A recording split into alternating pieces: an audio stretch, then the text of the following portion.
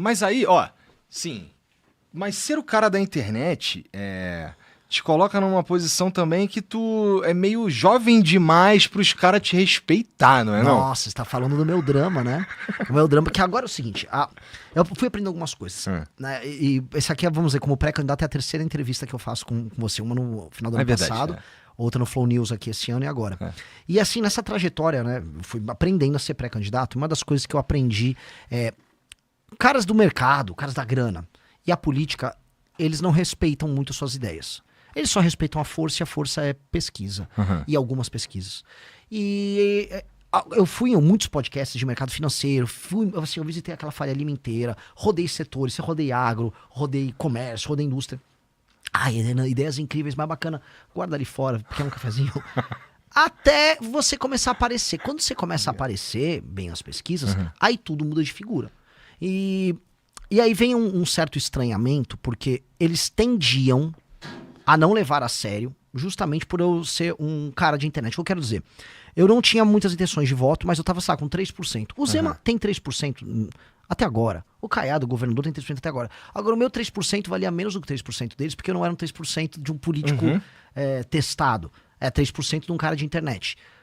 Eu tenho que fazer muito mais do que eles para eles me levarem a sério. E mesmo assim, parte da imprensa não me leva tão a sério quanto eles. O que é um erro.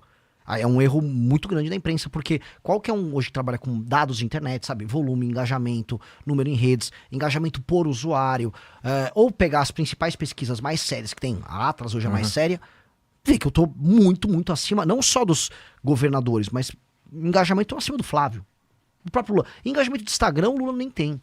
Então, ok, eles deveriam estar vendo isso, mas eles não veem. E aí eu agora, né, dado que eu estou subindo, ganhando atenção, eles estão começando a ter que lidar com este fato. E eu acho que isso é bem interessante, né? Mas tá bom, aí eu tô entendendo. Mas porra, o que te... A gente já trocou essa ideia antes, mas só como você mesmo disse, tem mais gente te conhecendo agora.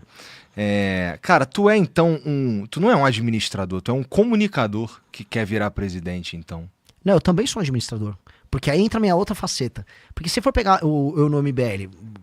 Eu lembro que a primeira vez que eu vim aqui no Flow foi em 2019. Foi um dos primeiros, fomos assim, sei lá, na tua lógica foi claramente um dos primeiros. E foi assim, quem falou, não, mano, chama o Renan que vai ser legal. E aí eu vim. Isso faz muito, muito tempo. Eu era um cara de bastidores, de back-office, e eu basicamente administrava o MBL. Eu administrava a operação do MBL, aí depois eu passei a administrar o MBL, a Valete, o partido. Na prática eu sou meio que o CEO do MBL, do universo do MBL e do Partido Missão. Eu administro a operação mesmo. Eu criei boa parte dos produtos digitais, dos produtos físicos. Eu criei revista. Então esse é o meu grande forte. E isso me obrigou a ser também um comunicador, porque se você cria o produto e sabe vender ele junto, é bem melhor, né? Pô, basta ver alguns grandes empresários. O Elon Musk. Ele é hoje mais um troll de internet ou ele é mais um administrador de empresas? Ele é duas... Ele consegue ser as duas coisas.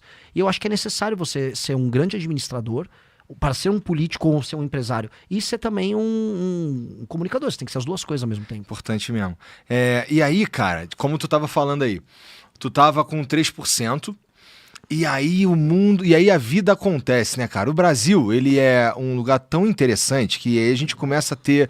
A gente tem, de tempos em tempos, aqui uns escândalos, né? A gente estava tendo um escândalo do INSS, e aí a gente teve o escândalo do Banco Master, e aí no meio do escândalo do Banco Master, a gente começa a ter uns vazamentos de mensagem de pré-candidato à presidência da República também, o Flávio Bolsonaro, e a gente começa a ver umas mudanças nas previsões, nas pesquisas para as eleições desse ano, e a gente começa a ver nessas mudanças, inclusive tu chegando ali em terceiro. E aí eu te perguntei aqui antes de começar, cara, tu já parou pra pensar que, cara, pode ser que tu vá pro segundo turno, cara? Eu vou. Pode ser que, assim, que as coisas aconteçam, porque assim, como a gente estava falando também antes de começar aqui, cara, eu achava que, sei lá, tu ia ficar ali no quarto, em quinto, sabe qual é? Não ia ter, nem passar perto de ir para um segundo turno. As coisas estão esquisitas no bom sentido para você, né? No mau sentido pro Flávio, por exemplo, que vem...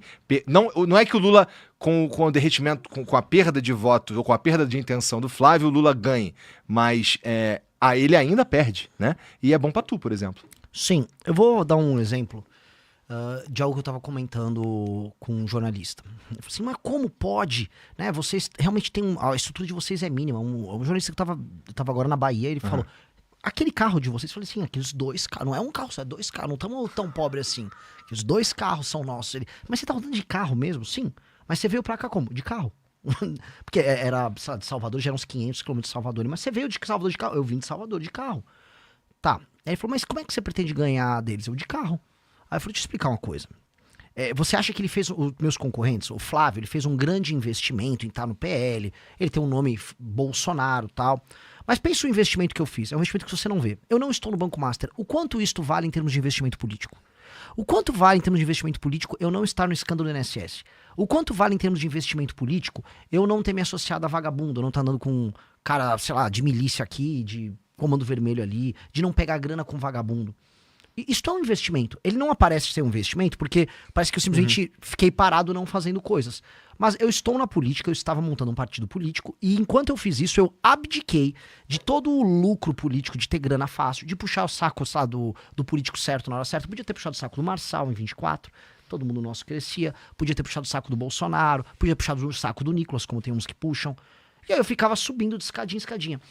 Hoje, o melhor investimento claramente é não ter puxado o saco de ninguém e não ter entrado em um escândalo. Isso é um baita do investimento. Se você olhar, eu fiz um investimento colossal em não fazer nada disso. E aí isso me coloca numa posição muito confortável. Então não é que, assim, não é sorte. Eu juro pra você tá... O Igor tá rindo. Coloque a câmera na cara. O Igor tá falando, o Renan tá vindo com uma boa resposta de político. Que é uma bela resposta que eu dei agora. Mas é verdade. Mas então, eu entendo. E é interessante. É interessante aí tu ter feito essas escolhas de palavras aí. Só isso, só por isso que eu tava rindo só. Porque é que assim, que é engraçado, mas pensa assim, o Kim. Se o Kim. Pensa assim, o Kim fez uma escolha. Quando o Bolsonaro começou a errar no primeiro mandato dele, o Kim falou, vou criticar. Perdeu o eleitor. Quando o Bolsonaro fez todas as besteiras que ele fez na pandemia, Kim até pediu impeachment. Perdeu o eleitor. Essa perda de eleitor é um investimento. É igual você pega um capital que você tem e investe num projeto novo. Você no início vai ficar com menos capital disponível, mas você comprou uma tese. A tese do quem é? Eu vou pra cima, não importa se é direita ou esquerda, eu tenho que manter a minha coerência. Ele fez um investimento.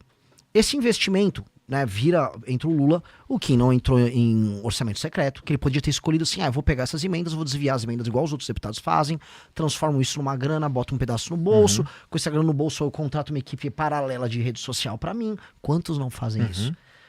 Ele falou, não vou fazer. O ato de não fazer é um investimento. O ato de não entrar no esquema é um investimento. Então todas as escolhas que nós fizemos foram um investimento. E onde o investimento começa a se pagar? Pois bem, eu criei tanta credibilidade com o meu público que eu tive mais de 2.000 jovens coletando assinatura pra mim, nas ruas, todos os dias da semana, durante 1 ano e meio. Isso já é resultado desse investimento. Eu não ter me encontrado com o Vorcaro nunca, na verdade, o Vorcaro nem ter pensado em mim ou no Kim como uma opção de parceiros, já é resultado desse tipo de investimento. Então, é uma escolha deliberada, que ela se paga. E aí ela me coloca num momento em que você tem 2 projetos completamente corrompidos, que é o do petismo e do bolsonarismo concorrendo, eu chego lá não como um azarão, mas como alguém que fez as escolhas certas nos últimos anos. Então não é azarão. Pô, eu investi em não ter relação com o Vorcaro. Eu investi muito em não ser um cara que o Joesley Batista queira comprar. Isso foi um investimento de sabe, ter um espírito muito blindado em falar, eu continuarei sendo um cara de classe média. Estruturalmente de classe média. Eu não vou mudar os meus hábitos de consumo. Tipo, o Renan, você tá agora com uma roupa, não tô com blazer. Sim, eu comprei na Zara, sabe? Não custa, tem que custar uns R$400 isso aqui. Eu continuo sendo essencialmente um cara de classe média. E quando você não muda essa estrutura e fala, minhas ambições são ambições históricas, eu quero que o meu nome seja estudado na história. Mas minhas ambições comezinhas do dia a dia, se eu quero comer um bife, quero, sabe, sei lá, tá com o celular do momento só pra ele funcionar bem, quero comprar uma guitarra legal. São ambições de classe média. Quando você mantém um espírito assim, é difícil você virar um merda. E aí isso se paga nessa disputa. Nessa disputa eu tô numa posição muito privilegiada. Fala, meus queridos, aqui quem fala é o Alan do canal Inevitável Cortes, e no meu segundo mês postando cortes aqui no YouTube de figuras do Partido Missão e do MBL, eu faturei cerca de 25 mil reais, ou um pouquinho mais de 4 mil dólares. E se você tem interesse em estar criando o seu próprio canal de cortes, eu preparei um treinamento 100% focado, mostrando o passo a passo para você estar conseguindo fazer seus cortes de figuras do Partido Missão e do MBL. Para acessar o treinamento é só clicar no primeiro link da descrição ou ler o QR Code que está aparecendo aqui no meio da tela agora. E se você gostou desse vídeo, não se esqueça de deixar o like e se inscrever no canal. Te vejo no próximo vídeo.